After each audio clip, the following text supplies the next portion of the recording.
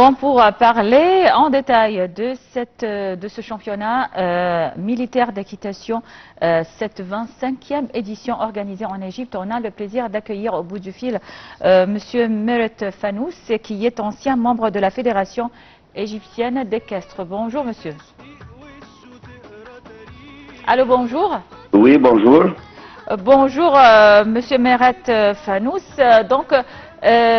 On va commencer par l'organisation de ce championnat, bien sûr un championnat très important et bien sûr a nécessité beaucoup de temps, beaucoup d'efforts pour l'organisation. Parlez-nous donc de l'organisation d'un tel événement et les difficultés que vous avez affrontées en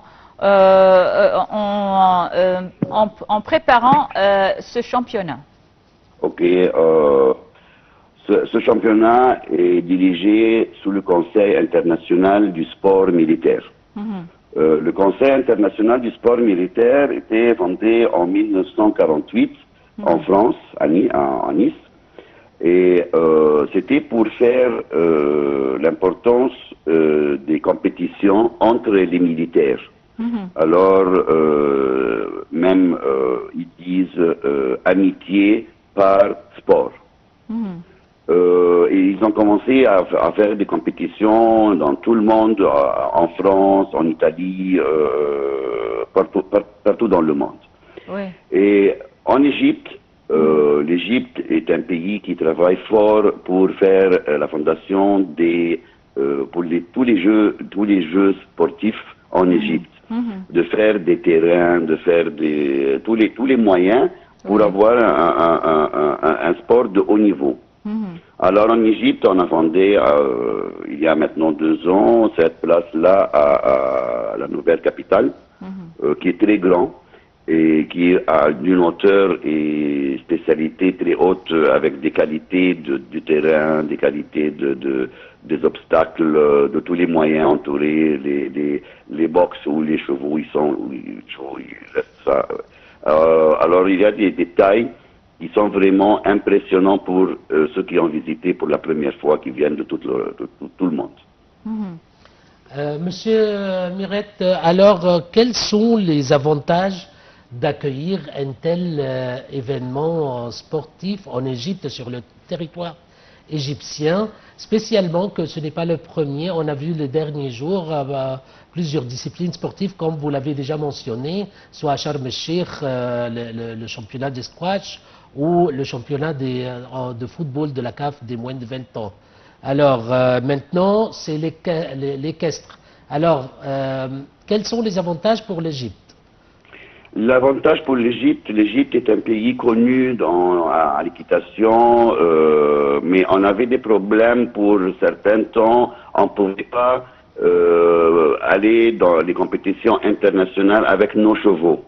Alors c'était un problème, mais l'année dernière, avec la Fédération internationale d'équitation et partout dans le monde, l'Égypte est de nouveau peut participer dans des compétitions internationales, peut accueillir des chevaux qui viennent de l'Europe et peut aussi aller en Europe. Alors on a commencé par une compétition internationale il y a presque 1 an, moins qu'1 an. Et c'était d'une façon la nouvelle capitale, comme on peut dire Bubble, une région où les chevaux viennent de l'aéroport à cette région, une quarantaine, et ils viennent avec tous les cavaliers et tout cela, et on ne peut pas sortir et rentrer sauf avec des permissions, jusqu'à que la compétition finisse, et puis ils peuvent partir. Pourquoi on fait cela? Maintenant, la compétition, par exemple, dans le Moyen-Orient, la compétition entre les pays à accueillir des compétitions internationales. L'année dernière, à l'Arabie Saoudite, il y avait la Coupe du Monde, le final Coupe du Monde d'équitation de très haut niveau, qui était pour la première fois au Moyen-Orient. À Qatar, à Émirats, il y a beaucoup des stades d'équitation qui sont à très haut niveau. Alors la compétition maintenant, c'est pour accueillir toutes les équipes européennes, américaines, asiatiques, tout qui viennent voir d'abord l'Égypte, et nous sommes le pays au centre du monde. Et qui viennent voir la culture, ils viennent voir le sport, ils viennent voir qu'est-ce qui arrive en Égypte. Avec les équipes qui sont là maintenant, qui viennent de tout le monde, l'Espagne, la France, la Roumanie, le Portugal et tout, ils étaient étonnés de voir ce qui se passe en Égypte, des travaux de construction, des routes, nouvelles routes et tout cela. Alors ils étaient étonnés. Et spécialement à l'équitation, ils étaient étonnés quel est ce genre de tout ce qu'il y a de comme un stade avec tous les petits détails, parce que c'est des choses qui sont vraiment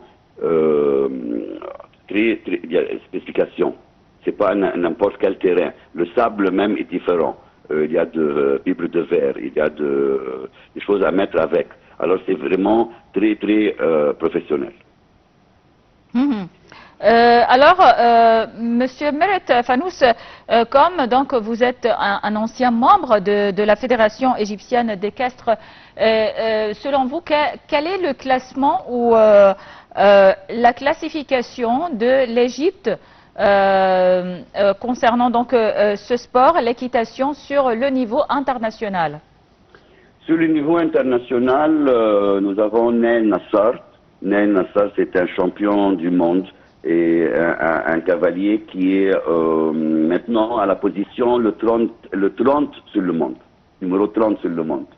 Parce que tous les cavaliers autour du monde, ils participent dans des compétitions et ils prennent des points. Et ça dépend qu'est-ce qu'ils ont gagné, des grands prix, des choses comme ça. Alors, Nail Nassar est classifié le 30e. Oui. Et on a d'autres cavaliers, Mohamed Tahir Ziada aussi qui vit en Europe, Nail Nassar il vit en Amérique, un autre qui vit en Europe. Alors on commence à avoir une équipe. Nous étions la seconde équipe qui a participé à Tokyo. La première équipe qui a participé dans les Jeux Olympiques, c'était à Rome 1960.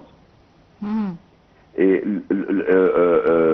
la seconde équipe, c'était à Tokyo 2000, c'était 2021 après Corona, mais c'était 2020. Alors c'était la deuxième fois qu'on va avoir une équipe de 4 cavaliers. Alors, l'Égypte, a comparé à être internationalement est fort.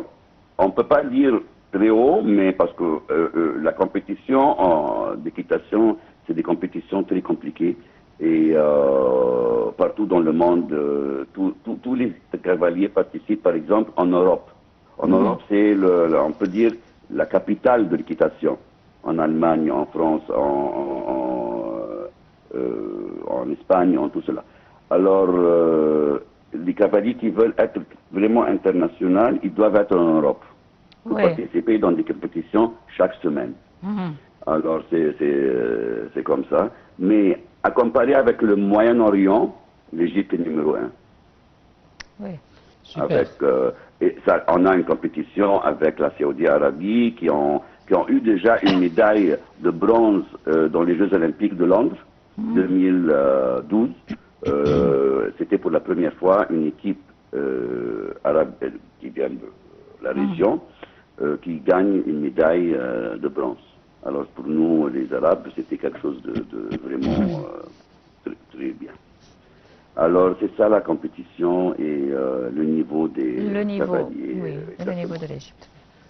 Monsieur Kayan Fanous, une dernière question s'il vous plaît. Alors que signifie la proclamation de Kayan City comme un centre de formation international? Kayan City, c'est un centre de formation international. Il y a 16 terrains d'équitation, 250 box pour les chevaux et avec un équipement qui est vraiment à très haut niveau. Et pour la compétition militaire, parce qu'il y a quelque chose qui est très important pour la compétition militaire, que les chevaux ne sont pas les chevaux des cavaliers. C'est des chevaux présentés par l'Égypte pour les cavaliers. Alors il y a un tir de sort pour chaque équipe de choisir trois chevaux pour trois chevaux pour eux. Et chaque compétition, pour 3 jours, ils vont changer chez chevaux. Alors c'est une compétition, même pour l'Égypte. L'Égypte ne participe pas avec les propres chevaux pour les cavaliers. C'est des cavaliers inconnus pour eux. Alors ça, c'est la compétition, elle est vraiment difficile et pour les cavaliers, mais d'après ce qu'on a vu, c'est une très grande compétition. Il y a des cavaliers qui ont déjà participé dans les Jeux Olympiques à Londres, dans les Jeux Olympiques à Barcelone, à Atlanta. Alors il y a vraiment des cavaliers olympiques dans cette compétition. Monsieur Melet Fanous, une dernière question, pardon, concernant donc votre avis sur les préparatifs, les efforts faits par l'Égypte pour préparer donc des terrains, pour préparer de telles compétitions, dans le but donc de localiser certains sports en Égypte, des sports connus en Europe, comme vous venez de dire. Exactement. Pour faire des compétitions en Égypte, on doit avoir un terrain officiel qui est par la fédération internationale, on peut dire quoi, qualifié.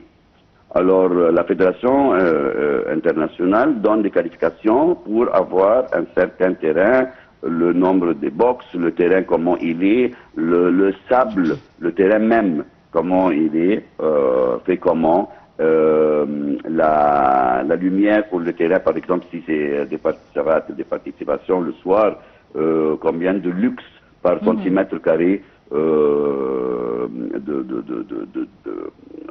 de lumière il y en a, et comment on peut, pour chacun qui vient doit être étonné qu'est-ce qui arrive en Égypte. L'Égypte maintenant est dans une période nouvelle, le nouveau Égypte. Alors de ce qu'on voit, par exemple, comme je vous dis, tous les cavaliers étaient étonnés.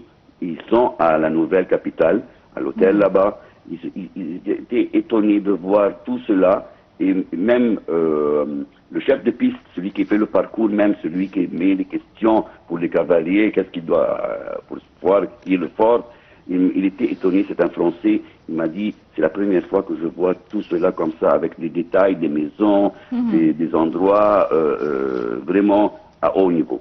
Oui, parfait. Alors, Monsieur Melet Fanous, ancien membre de la Fédération égyptienne d'équestre, merci beaucoup pour toutes ces informations et passez une excellente journée. Et donc, on enchaîne, Chérif, avec un reportage, je pense, couvrant l'actualité.